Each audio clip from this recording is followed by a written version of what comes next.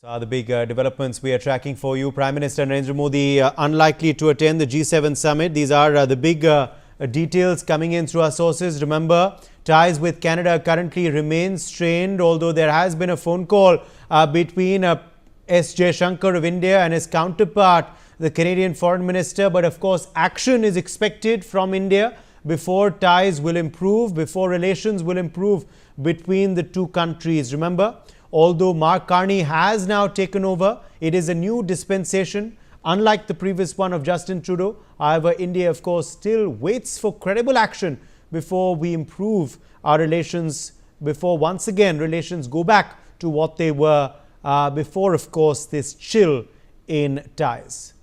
Siddharth Rege is joining us with the very latest on this story. Siddharth, what are your sources telling you? Is Prime Minister Narendra Modi likely to skip attending the G7 summit physically?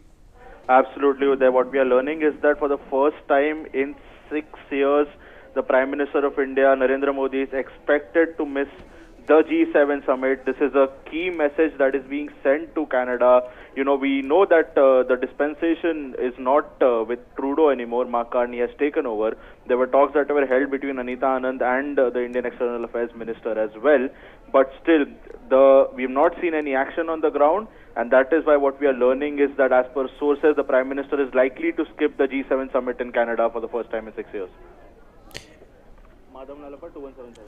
Professor Madhav Nalapat, I believe, is back with us now on the broadcast, editorial director of the Sunday Guardian. Professor Nalapat, if you're able to hear me, your first reaction to this news coming in and this decision taken by India and Prime Minister Modi? Well, I frankly think the Prime Minister has lost almost nothing. The G7 has lost its relevance with the start of the G20.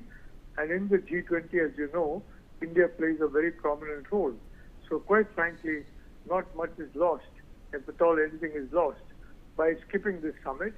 I think the G7 now has become superfluous because the G20 has basically overtaken it. And as a consequence, the Prime Minister skipping it will be of very little consequence to India or to Indian diplomacy or to Indian interests. Professor Nalapat, thank you for joining us with your perspective on that story. Muzaffarpur SSP Sushil Kumar is